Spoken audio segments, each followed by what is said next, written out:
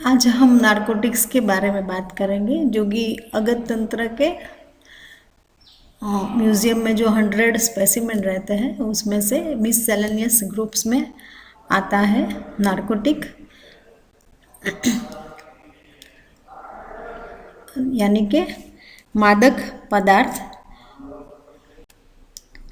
What are narcotics? Narcotics जो मादक पदार्थ है फॉरेन कंट्रीज़ में बहुत ही लिए जाते हैं। अभी अभी इन दिनों में हमारे देश में भी नारकोटिक्स यानी कि मादक द्रव्यों का सेवन बढ़ता जा रहा है और उससे रिलेटेड काफ़ी समस्याएं आती रहती है। तो आज हम देखेंगे कि what are narcotics.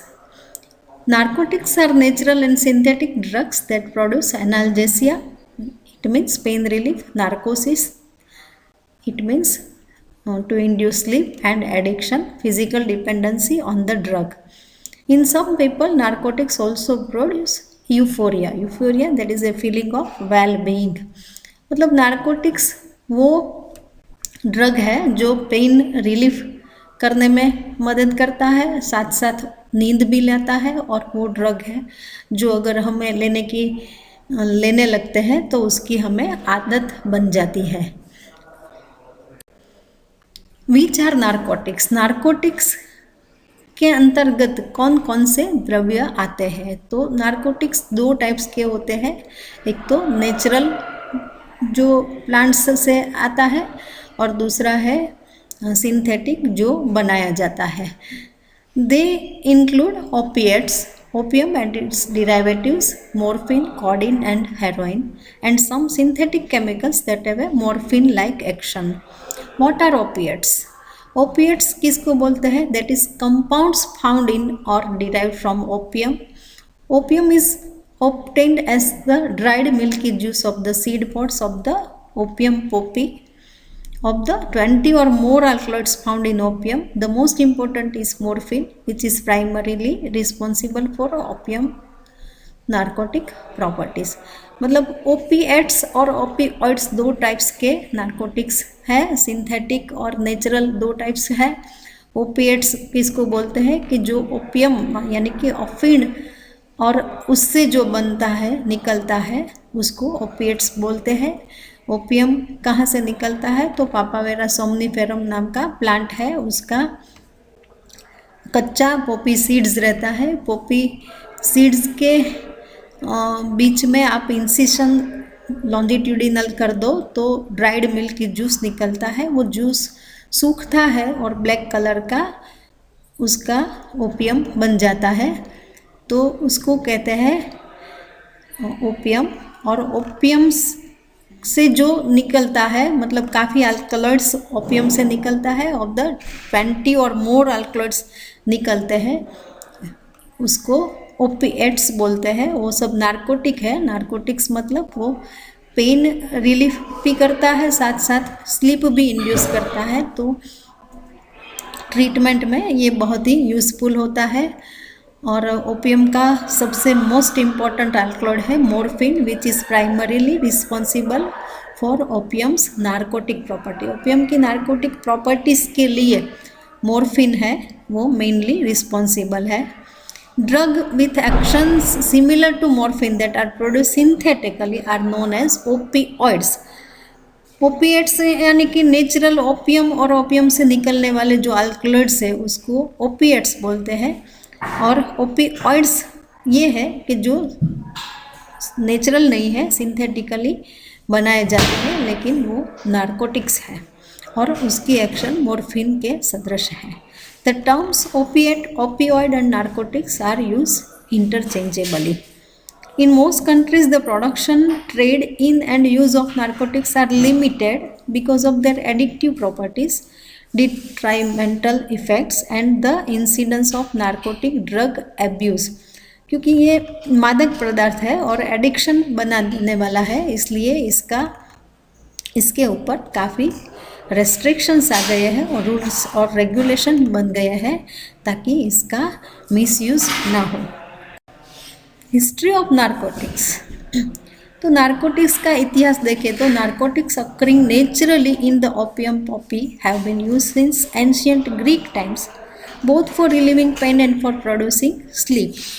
The pharmacologically active components of the opium were isolated during the first half of the 19th century. The first was morphine, isolated by a young German pharmacist F.W.A. Serturner in about 1804. A much milder narcotic, codeine, was in turn isolated from morphine, which is useful to suppress the cough. and जो कोडाइन है वो medicine में आज भी बहुत ही use होने वाला drug है। कफ को सप्रेस करने के लिए, सिम्टोमेटिक ट्रीटमेंट के लिए एलोपैथी वाले इसका बहुत ही यूज़ करते हैं। वो जो है वो उसको ओपिएट्स बोलते हैं। Uses and routes of for administration, तो narcotics are found in anesthetics, cough syrups and painkillers. Extracts of the opium poppy were smoked, eaten or drunk as ludanone, a crude mixture of alcohol and opium. मतलब opium narcotics है वो smoke से मतलब inhalation से जा सकते हैं, orally भी जा सकते हैं और लिक्विड के तौर पर भी पिए जाते हैं। The invention of the hypodermic needle in the mid-19th century allowed morphine to be administered by injection. Injection से भी जा सकता है, which is useful in medicine because injections of morphine produce much greater effect than taking the same amount of drug orally. पहले inhalation और orally जा रहा था, बाद में शोध हुई और उसको हाइपोडर्मिकली बाय इंजेक्शन से भी दिया जाने लगा और वो ओरल से उसका ज़्यादा इफेक्टिव होता है। However the availability of morphine injections lead to serious problems of abuse and laws were introduced to control the use, production and trade of narcotics and other dangerous drugs. क्योंकि ये एडिक्शनेड drugs है तो इसका morphine को रखने में काफ़ी लोग एडिक्शन के तौर पर उसको ले लेने लगते हैं और उससे उसको नुकसान होता है, तो इसके ऊपर फिर लॉज आ गए। Such laws now exist in most countries of the world. मतलब हम ट्रीटमेंट के तौर पर भी हमें ये मॉर्फिन, कोडीन वगैरह रखना है तो हमारे पास एक लाइसेंस होना चाहिए। क्रॉनिक यूजर्स रूट्स क्या क्या है, तो more persistent users of heroin और their narcotics follow a classic progression from inhaling the drug to injecting it subcutaneously and then to injecting it intravenously. Each of these stages usually brings a greater likelihood for addiction with it. मतलब addicted लोग हैं वो orally पहले लेते हैं, बाद में hypodermic चालू कर देते हैं, फिर इंट्रावेनस चालू कर देते हैं, जिससे वो उसका इफेक्ट जल्दी और ज़्यादा होता है। With increasing use of the drug, euphoria and relaxation eventually give way to drug tolerance and physical dependency. The addict must use progressively larger doses to achieve the same pleasurable effects.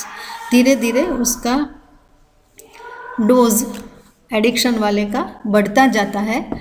And once the drug wears off, he must endure painful symptoms of physical and psychological withdrawal. Heroin, what is heroin? Heroin इन वो भी narcotics ही है, लेकिन वो opiates है, मतलब opium के डिराइवेटिव्स में से आता है और नेचुरल बनता है, जो कि बहुत ही ज़्यादा तौर पर फॉरेन कंट्रीज़ में लिया जाता है एडिक्शन के तौर पर। इन 1898 हेरोइन और डाईएसिटाइल मॉर्फिन, हेरोइन को डाईएसिटाइल मॉर्फिन बोलते हैं, was develop from morphine, morphine से बना निकला था by the Bayer company in Germany. तो हेरोइन है वो मॉर्फिन का ही प्रोडक्शन है, जिसका नाम है diacetyl morphine. It is one of the most dangerous and addictive, affecting the brain's pleasure systems and interfering with the ability to perceive pain. Heroin is a powder or tar-like substance as injected, smoke or inhale.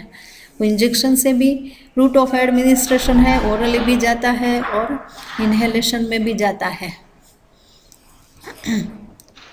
Sorry, वो injection में, inhalation में जाता है। Heroin is 5 to 10 times as potent as morphine itself and is used by most narcotic addicts। Narcotic addicts है वो heroin को लेना ज़्यादा पसंद करेंगे क्योंकि वो 5 से 10 गुना मॉर्फिन से भी ज़्यादा शक्तिशाली है। It is prove to be even more addictive than morphine.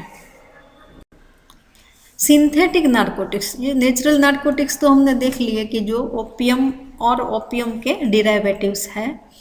तो सिंथेटिक नार्कोटिक्स जो बाहर से बनते हैं, लैब में जाके बनते हैं, केमिकल है, उसको बोलते हैं ओपिओइड्स। और वो कौन कौन से है? तो ए सर्च फॉर सिंथेटिक सब्सटीट्यूट, मतलब artificial narcotics was undertaken that resulted in such opioids as mepridine, methadone and levorphanol, जो कि सिंथेटिक नार्कोटिक्स है, वो बाहर से बनाए जाते हैं। स्ट्रीट नेम्स क्या है ये ओपियम और ओपिएट्स के? तो के big H, black tar, bozo, brown sugar, China white, crank, crap, dirt, dope, dyno, fairy dust, horse, chunk, mud, smack, downtown, ये सब है वो नार्कोटिक्स के स्ट्रीट नेम्स है। Overdose of narcotics severely depress the central nervous system, respiratory failure and death as a consequence। Short term effects क्या है? तो कि भी slowed and slurred speech, slow gait, constricted pupils, droopy eyelids, itching, nausea, sedation, respiratory depression, reduce appetite and irregular heart rate and blood pressure. Long term effect में addiction and death from overdose are the greatest dangers। Heroin is the most commonly abused, can cause coma, impaired immune system, menstrual irregularities and various infections। Narcotics की practice में बात करें तो probably the most effective therapy for narcotics addicts involve the synthetic opiate methadone, which though itself addictive blocks the addict's craving for heroin and provides no disruptive euphoric effects of its own। तो narcotic addicts के लिए जो use होता है उसको मिथाडोन बोलते हैं। Medically speaking, narcotics are some of the most powerful painkillers available, but they are used with great caution because of their addictive properties होने से ये जो पेन में अच्छा काम करता है और स्लिप भी देता है, इस यूज़ को हम लिमिटेड यूज़ कर सकते हैं क्योंकि ये ड्रग फिर एडिक्शन बन जाता है और हमारे ओज का घात करता है। तो फिर ऐसा ड्रग हम ट्रीटमेंट के लिए भी जनरली सिलेक्ट नहीं करेंगे। They are often given to patients who are dying from cancer and are in great pain. Cancer के 4th स्टेज में पेन बहुत होता है, उसमें ये मॉर्फिन यूज़ किया जाता है। Narcotics not only relieve pain but also seem to reduce suffering, worry, fear and panic associated with severe pain। severe pain के साथ जो sufferings आता है, worry, fear, वो सब को भी वो साइकोलॉजी भी साथ साथ में ट्रीट करता है। As terminal cancer patients often don't have long to live and the provision of an acceptable quality of maybe the paramount issue, problems of addiction are largely irrelevant. क्योंकि कैंसर के 4th stage में उसे हम कैसे आराम दे सकते हैं वही हमारा टारगेट होता है, क्योंकि ऐसे भी उसके पास लॉन्ग लाइफ नहीं होती है। तो एडिक्शन को हम निग्लेक्ट करके इसका असर लेने के लिए ओपियम और ओपियम के डिराइवेटिव्स को यूज़ करते हैं। नार्कोटिक एंटागोनिस्ट कौन से है? मतलब नार्कोटिक्स जो लेते हैं उसकी इफ़ेक्ट को नाबूद करने के लिए क्या यूज़ होता है, इसकी बात करें तो substance is known as narcotic antagonist block the action of the narcotics and reverse its effects. इसकी इफेक्ट को रिवर्स करेंगे और उसकी एक्शन को ब्लॉक कर देंगे at narcotic receptors in the brain. Narcotic act to products their many effects, whereas narcotic antagonists block these receptors and prevent narcotics from reaching them and exerting their actions. मतलब narcotic antagonist क्या है कि जो narcotic drugs है उसको काम करने से रोकते हैं. Examples of narcotics antagonist include naloxone, naltrexone and nalorphine. वो है जो नार्कोटिक्स का असर है वो दूर करते हैं. They are use to reverse the effect of an overdose of narcotics and they can often save the life of the victim. जो नार्कोटिक्स एडिक्टेड पर्सन है वो ज़्यादा डोज ले लेते हैं तो उससे जो वो परेशान होते हैं उसको उसमें से छोड़ने के लिए कौन सा ट्रीटमेंट है, तो naloxone, naltrexone and nalorphine are the drugs, choice of drugs as the antagonist of narcotics. Naloxone can be given by injection or administered as a nasal spray. वो इंजेक्शन से भी दिया जाता है और नेजल